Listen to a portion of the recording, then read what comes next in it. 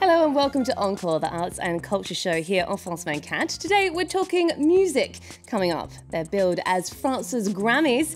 Phoenix, Vanessa Paradis and Stromae pick up the gongs at this year's Victoires de la Musique.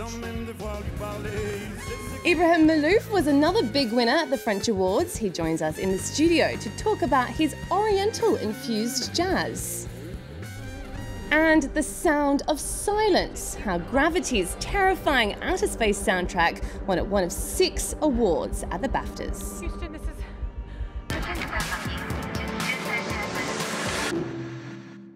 But first, let's say hello to our guest. Hello, Ibrahim. Thanks very much for joining us. And of course, to our music critic, Mariam Saab. Hello, Great to have you both with us. Let's get started with France's most high-profile music award, the Victoires de la Musique. The gongs were handed out to the top artists of last year at a ceremony in Paris at the weekend. And we have the privilege, of course, of being in the company of one of the winners. Ibrahim, congratulations. Thank you won very much. Best World Music Album. How does it feel? It's great, of course, you know, when professional gives you an honor like this, you take it and you're happy, of course. Absolutely. And does this impact at all, do you think, on your music career? It definitely gives people an idea, a picture of what I do. You know, I do instrumental music. I'm not a singer, and usually in those big ceremonies, big awards, most of people who get awards are singers, and it's actually, I think it almost never happened that an instrumentalist plays someone who plays instrument gets an award. So I think it's gonna give me an opportunity to be heard and listened by many people. It's great to see, absolutely. Mary, can you run us through some of the other winners? Certainly, Vanessa Paradis won Best Female, her 3rd award at the show, and bred in Versailles but loved around the world. Phoenix won Best Rock Band for their album Bankrupt. But the buzz of the evening was around Belgium-born Paul Van Hava, stage name Stromae, an anagram for maestro, and he's billed to be the next big thing, taking home Best Male, Best Album for Racine Carré, and Best Video for Formidable. Let's take a look at Stromae performing Formidable at the ceremony and his reaction to the big sweep. J'étais formidable, j'étais formidable. Nous étions formidables.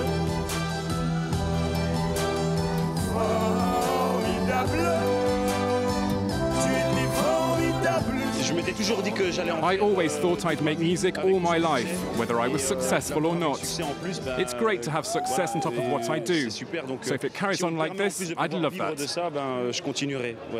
There you go, Belgium Stromae there. Mariam, we have to talk also about the elephant in the room, so to speak. Daft Punk, 5-time Grammy winners, huge international success, but they weren't in any of the categories at the Victoires de la Musique. Why? Well, they actually declined to come to the show as the guest of honour, and they knocked back a chance to perform.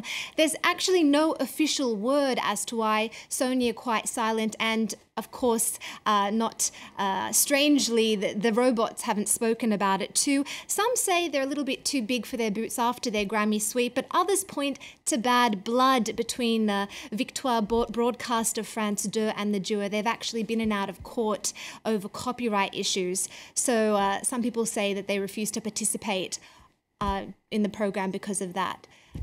I tend to believe reason number 2. I don't think they're too big for their boots. I'm a big Daft Punk fan. All right, conspiracy theories there. And Ibrahim, let's talk a bit more about your music now. You come from a very artistic and musical background. You've been playing the trumpet yourself since you were very young, and you're currently touring your latest album called Illusions. Let's give our viewers a taster of that now.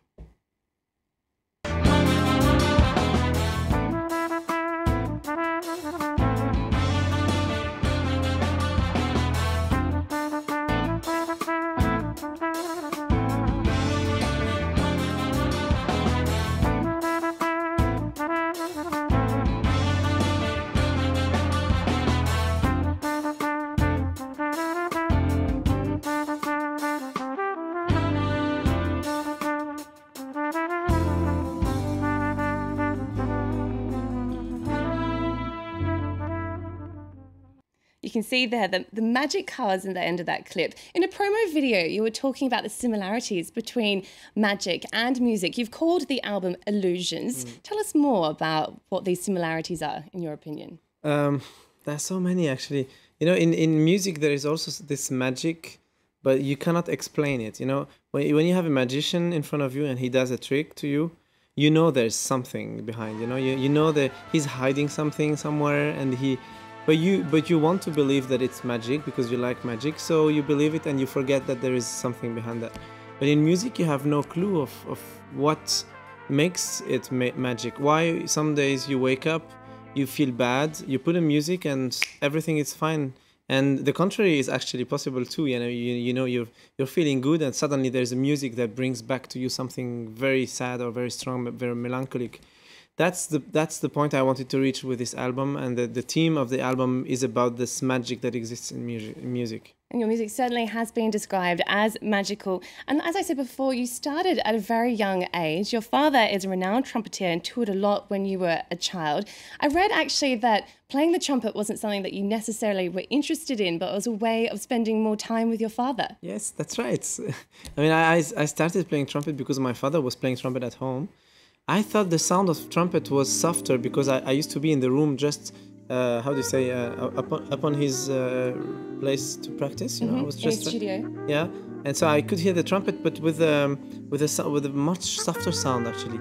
And when I started playing with him, I was with him in the room, and then I noticed that the sound of trumpet was much louder than what I thought, and I did not so much like it. But since I said to my father, I want to learn with you, I was close to him, I was spending time with him, so I kept playing and I've been playing trumpet for 25 years now.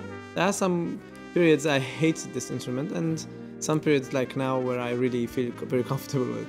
Now, these days you live in France, but originally you're from Lebanon and your family are from Lebanon. You fled the country during the Civil War. How much does Arabic musical traditions influence your music today?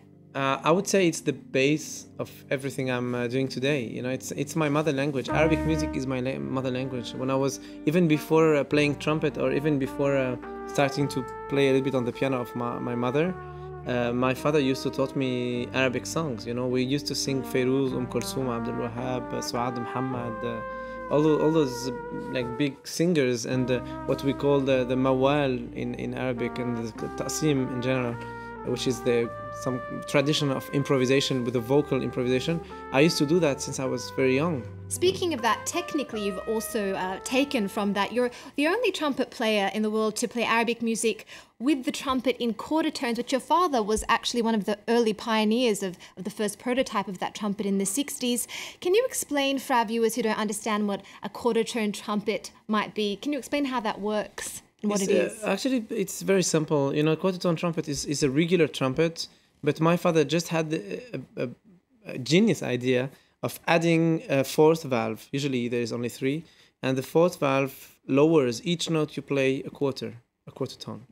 So, you know, and then that's necessary it for Arabic music. Yes, and that's it. But I think that what my father actually really invented, it was not necessarily this trumpet only. It's the fact, it's to play with the Arabic vocal tradition on trumpets. It's something very new. Nobody had done it before. You know, it's not the way you play classical music on trumpets. You know, it's not the way you play Latin music on trumpet, like salsa and stuff. It's not the jazz way.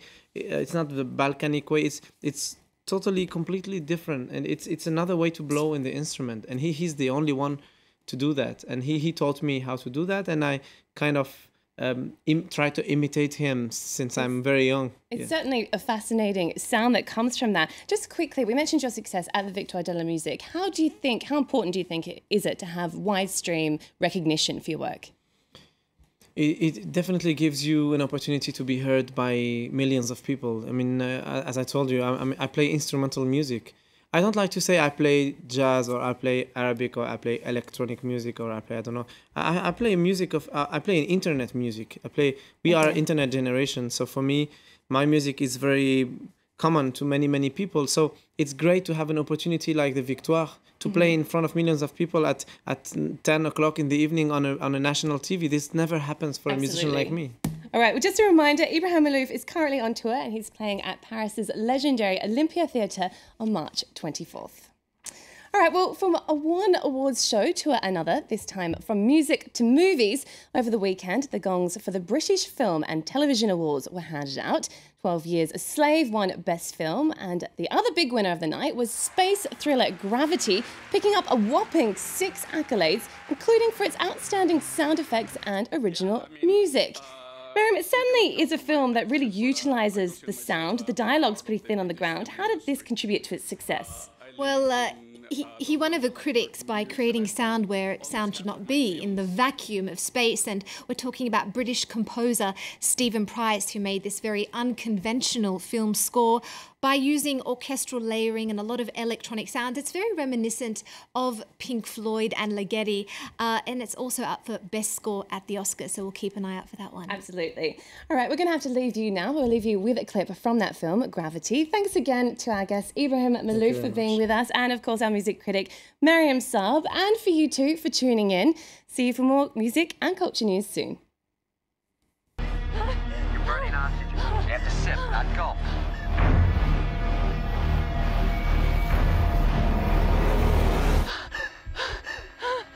So where's home, Dr. Stone? Lake Zurich, Illinois. Is there somebody down there looking up, thinking about you? I had a daughter. A little girl with brown hair. Tell her that I'm not quitting.